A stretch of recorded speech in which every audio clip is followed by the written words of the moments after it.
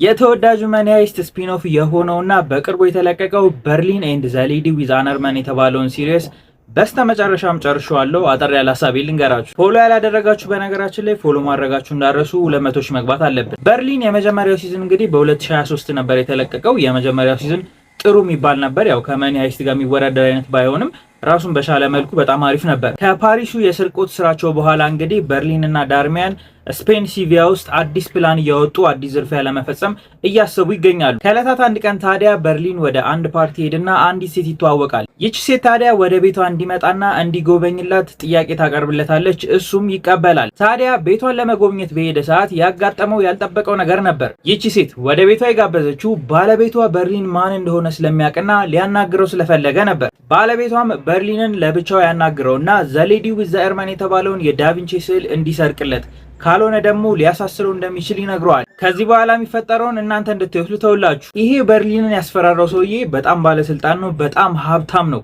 በርሊን ደግሞ እንደምታውቁት በጣም ትልቅ ይጓለው አይደለም። ማስፈራርተውት መጥፎ አይነት አስተያየት ካዩት ራሱ ደስ የማይለው ሰው ነው። ታዲያ የመጀመሪያውን ኤፒሶድ ካየው በኋላ በሁለቱ መካከል ምን ሊፈጠር ነው የሚለው ነገር በጣም አጓግቶኝ ነበር። ግን አልዋሻችሁም በጣም ዲስአፖይንት ያደረገኝ ሲሪየስ ነው። ታሪኩ ኢንተረስቲንግ የሚሆነው የመጨረሻዎቹ 2 ኤፒሶዶች ላይ ነው፣ 7 እና 8 ላይ። ከዛ ውጭ ያሉት ኤፒሶዶች ሞስትሊ ድራማ ነው የሚያሳዩአችሁ። እውነት ለመናገር እናንተ ሊመቻችሁ ይችላል። እኔ በግሌ ድራማ ያን ያክል ስለማልወድ ነው። ድራማው ሞስትሊ ሮማንስ ነው። ይሄ በበርሊን ክሮዎች መካከል የሚፈጠሩ የተለያዩ የሪሌሽንሺፕ ችግሮች ምናምን ነው የሚያሳያችሁ። እውነቱን ስነግራችሁ አይደለም ስለ ሪሌሽንሺፓቸው ስለነሱ ስለ ካራክተሮች ራሱ ያን ያክል ግድ አይሰጠኝም። ለምን ካላችሁኝ ለምሳሌ ያክል ከመኒ ሃይስት ካራክተሮች ጋር ኮኔክሽኖች ፈጥረናል፣ በደንብ እንድናውቃቸው ተደርጓል።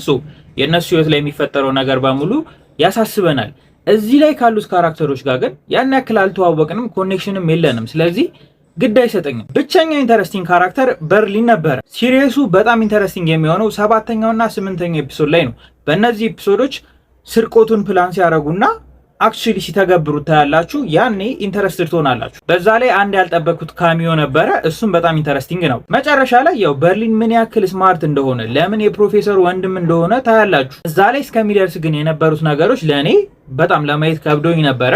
ከጀመርኩት ቆይቻለሁ። ለዛ ነው ረጅም ጊዜ ፈጀብኝ። ለማንኛውም እኔ 6.5 ከ10 ነው የምሰጠው። እሱም የመጨረሻዎቹ 2 ኤፒሶዶች በጣም አሪፍ ስለነበሩ ነው። ያያችሁት ሬቲንጋችሁን ኮሜንት ላይ ያስቀምጡልኝ። ያላያችሁት ደግሞ የቴሌግራም ቻናሌ ላይ ከተለቀቀ ቆይቷል፣ ገብታችሁ ማግኘት ትችላላችሁ። የቻናሌ ሊንክ ባዮ ላይ አለ። ፎሎ እና ሼር ማድረግ አይረሳ።